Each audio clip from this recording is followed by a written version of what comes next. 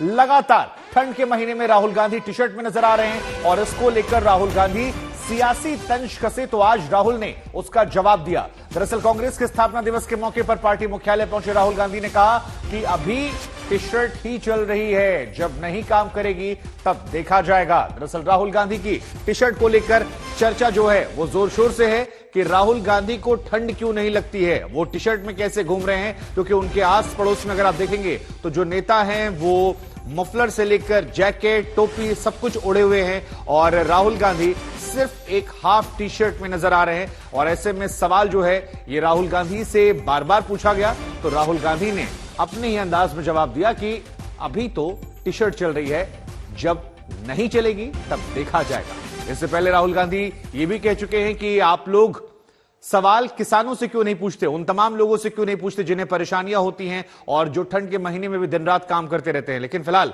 राहुल गांधी को लेकर ये 5 तस्वीरें, भारत जोड़ो यात्रा, सदैव अटल पर राहुल गांधी, टी शर्ट में राहुल, फिटनेस राज या सियासी संदेश और चर्चा में राहुल की टी शर्ट।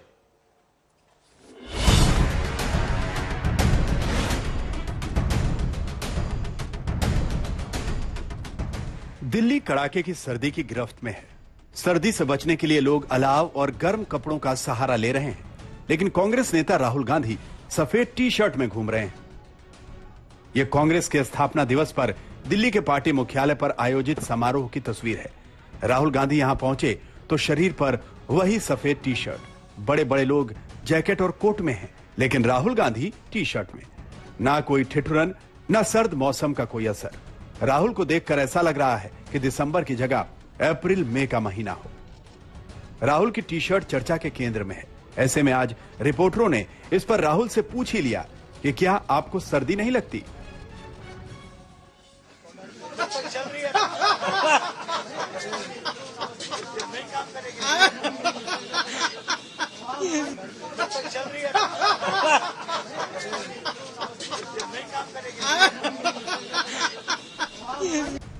जब से भारत जोड़ो यात्रा शुरू हुई है, राहुल गांधी की टी शर्ट चर्चा का विषय बनी हुई है। 24 दिसंबर को जब यात्रा दिल्ली पहुंची तो चर्चा और भी गर्मा गई। दिल्ली में कड़ाके की सर्दी थी और राहुल जब बापू समेत देश के महान सपूतों के समाधि स्थल पर श्रद्धांजलि देने पहुंचे तो बस वही टी शर्ट पहने नजर आए। राहुल की टी शर्ट पर इतनी चर्चा हुई कि बीजेपी के अमित मालवीय ने ट्वीट कर निशाना साधा। मालवीय ने कहा, तेज चलने से शरीर गर्म हो जाता है। दूसरी तरफ कांग्रेस की तरफ से राहुल को तपस्वी बताने की कोशिश शुरू हो गई।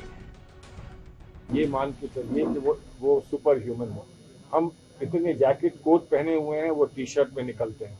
बताइए, हम ठुठुर रहे हैं ठंड में, वो टी शर्ट पहने निकल रहे हैं। एक योगी जैसी, जब उन्होंने कही दिया मैं तपस्या में हूँ, तो वो तपस्या कर रहे हैं। भगवान राम की खड़ाव बहुत दूर तक जाती है, तो कभी कभी खड़ाव लेकर भी चलना पड़ता है। हमेशा भगवान राम नहीं पहुंच पाते हैं तो खड़ाव लेकर चलना पड़ता है।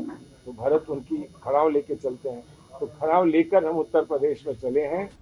कांग्रेस की तरफ से राहुल गांधी की इमेज मेकओवर की कोशिश लगातार हो रही है। चाहे पानी में छलांग लगाने की यह तस्वीर हो या पुशअप करने की यह तस्वीर, भारत जोड़ो यात्रा में कांग्रेस के सीनियर नेताओं के साथ रेस लगाने की तस्वीर हो या फिर यह टी शर्ट वाली तस्वीर, देश को मंत्र देने की कोशिश करते हुए राहुल कि वो देश का नेतृत्व करने के लिए सबसे फिट उम्मीदवार है। लेकिन क्या ये इमेज मेकओवर वोटों में तब्दील हो पाएगा? दिल्ली से सुप्रिया भारद्वाज के साथ आज तक ब्यूरो। भारत जोड़ो यात्रा में विपक्ष के शामिल होने को लेकर सस्पेंस लगातार जारी है। सीताराम येचुरी ने कहा कि उन्हें न्योता नहीं मिला है। वहीं बात समाजवादी पार्टी की जाए तो अखिलेश यादव ने कहा भी कुछ ऐसा। आरएलडी के जयंत चौधरी यात्रा में शामिल होने से खुद को अलग कर लिया, जबकि पीडीपी चीफ महबूब मुफ्ती ने कहा कि वो यात्रा में शामिल नहीं होंगे। राहुल गांधी की यात्रा 3 जनवरी को यूपी में प्रवेश करने वाली है और इसमें शामिल होने के लिए यूपी के विपक्ष के कद्दावर नेताओं को न्योता दिया गया है। साथ ही कोशिश की जा रही है कि यात्रा के अलग अलग हिस्सों में विपक्ष को जोड़ने की कोशिश की जाए।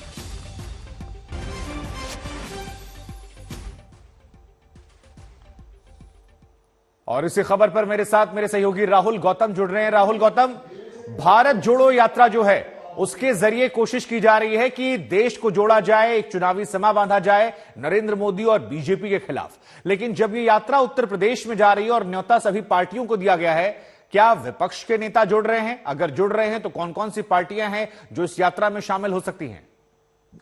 ये कांग्रेस पार्टी का दावा है कि मायावती जी शामिल नहीं होंगी, उन्होंने अपनी शुभकामनाएं भेजी हैं, लेकिन जो समाजवादी पार्टी के एमएलसी हैं स्वामी प्रसाद मौर्य, वो जरूर भारत जोड़ो यात्रा में शामिल होंगे। हालांकि अखिलेश यादव साफ कर चुके हैं कि उनको न्योता नहीं मिला है। हालांकि जो जानकारी हमें मिली सूत्रों के मुताबिक न्योता उनको दे दिया गया है और वो भी भारत जोड़ो यात्रा से दूरी बना के रखेंगे। जयंत चौधरी भी शामिल नहीं हो रहे हैं। बताया जा रहा है कि फारूक अब्दुल्ला जो है वो उत्तर प्रदेश में ज्वाइन कर सकते हैं भारत जोड़ो यात्रा को और फिर जम्मू कश्मीर में भी ज्वाइन कर सकते हैं। महबूब मुफ्ती भी आ रही है।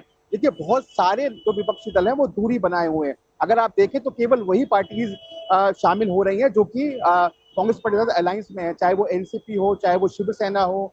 ये तमाम लोग जो है वो शामिल हुए हैं, लेकिन ऐसी पार्टीज नहीं शामिल हुई जो कि ना एनडीए में है ना यूपीए में है। और ये बड़ी चुनौती है राहुल गांधी के लिए और कांग्रेस पार्टी के लिए कि विपक्ष को कैसे जोड़ा जाए देश के साथ साथ, क्योंकि अगर विपक्ष की एकता 2024 से पहले नहीं होगी तो जाहिर है विपक्ष ये जानता है कि उसके लिए बड़ा मुश्किल होगा नरेंद्र मोदी और अमित शाह को रोक पाना 2024 के अंदर। कोशिश की जा रही है और अन्य जो पॉलिटिकल दल है उनको भी न्योता दिया जाए, लेकिन फिलहाल अखिलेश यादव का और मायावती का ना शामिल होना अब देखने वाली बात नहीं तो राहुल गौतम, सवाल यहां पर यह खड़ा होता है कि अगर विपक्ष के नेता नहीं जुड़ रहे हैं तो जो यात्रा का मुख्य मकसद है नरेंद्र मोदी के खिलाफ, वो कैसे कामयाब होगा? और अगर विपक्ष समझ रहा है कि इस यात्रा में शामिल होने से वो कांग्रेस को मजबूत कर देंगे, तो फिर विपक्षी एकता को लेकर भी सवाल खड़े हो रहे हैं, क्योंकि इसी सोच के साथ शायद वो दूरियां बना रहे हैं। देखिए, भारत जोड़ो यात्रा का कांग्रेस पार्टी भले ही कहे कि वो देश को जोड़ने निकले हैं, लेकिन उसका अल्टीमेट एम, क्योंकि एक पॉलिटिकल पार्टी है कांग्रेस पार्टी, उसका अल्टीमेट एम ये है कि वो चुनावों में जीत हासिल करे। बार बार की बात होती है कि राहुल गांधी का मेकओवर हो रहा है, लेकिन जो सबसे बड़ा सवाल है कि 2024 में कैसे रोका जाएगा बीजेपी को। और इसमें अगर वो शामिल नहीं होते हैं विपक्षी दल, एक बड़ा एक महागठबंधन का अगर हम आकार या स्वरूप नहीं देखते हैं इसमें उभरता हुआ, तो जाहिर है आप ये मान के चलिए कि बहुत मुश्किल होगा फिर कांग्रेस पार्टी के लिए और अन्य विपक्षी दलों के लिए रोक पाना। एक जो सबसे इंपॉर्टेंट चीज ये है कि अब आगे जो यात्रा है वो तमाम उन यात्रा उन प्रदेशों के निकल चुकी है जहां पर उनको सहयोग मिल सकता था। अब बहुत ज्यादा उम्मीद नहीं है कि अब अन्य लोग और जुड़ेंगे, क्योंकि इसके बाद वो हरियाणा जाएंगे। हरियाणा के अंदर कोई और दल ऐसा नहीं है जो उनका साथ दे सके। उसके बाद फिर पंजाब और उसके बाद फिर हिमाचल प्रदेश और फिर जम्मू कश्मीर। तो ज्यादा स्कोप अब नहीं बचा है विपक्ष की एकता के लिए। क्या विपक्ष के बड़े नेता जो हैं वो उसमें शामिल होंगे? लेकिन कांग्रेस लगातार अपने आप को मजबूत करने की इस यात्रा को आगे ले जा रही है। न्योता दिया गया है, लेकिन अगर लोग शामिल होते हैं तो भी खबर है, नहीं शामिल होते हैं तो भी अपने आप में बड़ी खबर है। विपक्ष की एकता को लेकर आपको ब्रेकिंग न्यूज में हम एक रिपोर्ट दिखाते हैं।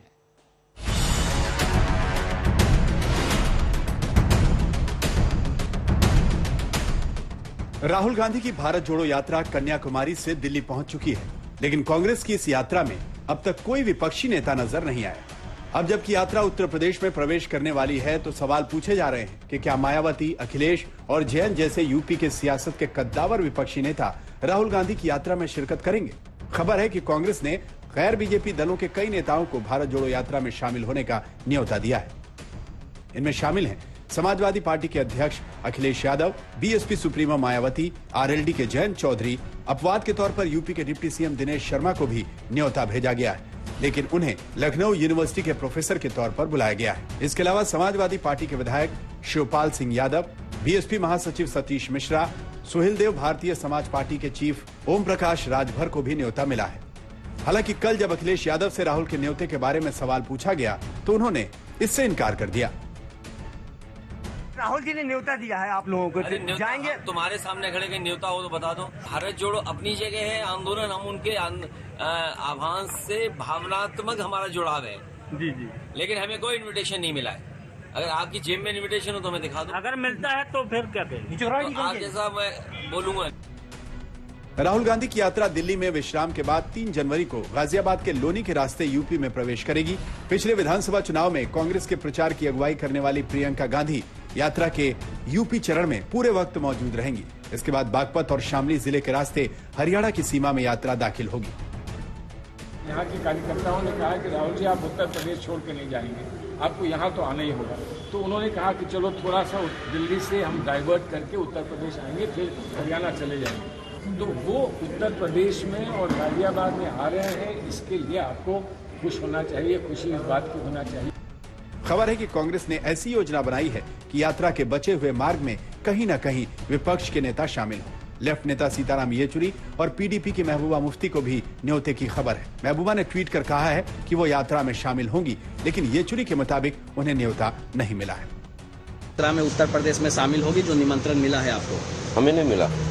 साफ है, कांग्रेस यात्रा के जरिए विपक्षी एकता दिखाना चाहती है, लेकिन अभी इस पर काफी काम होना बाकी है। 7 सितंबर को कन्याकुमारी से शुरू हुई यात्रा कश्मीर में पूरी होगी। यात्रा का पूरा मार्ग 2800 किलोमीटर लंबा है। आज तक ब्यूरो। इधर अब ब्रेकिंग न्यूज में बात करते हैं राहुल गांधी की यात्रा में कांग्रेस को कैसे संजीवनी मिली है। आपको बता दें, बड़ी जानकारियां निकल कर आ रही हैं कि राहुल गांधी को लेकर मल्लिकार्जुन खड़गे ने कहा कि इस यात्रा ने कांग्रेस पार्टी को एक तरह से नई संजीवनी दे दी है, एक नई कांग्रेस की शुरुआत हो रही है। राहुल गांधी जी की भारत जोड़ो यात्रा में इसकी शुरुआत हो चुकी है। देश भर में पहल हमारे करोड़ों कार्यकर्ताओं को एक बार फिर से संजीवनी मिली है। यात्रा ने दिखा दिया है कि कांग्रेस की विचारधारा को देश में जबरदस्त समर्थन मिल रहा है और इससे आज हमारे विरोधियों को घबराहट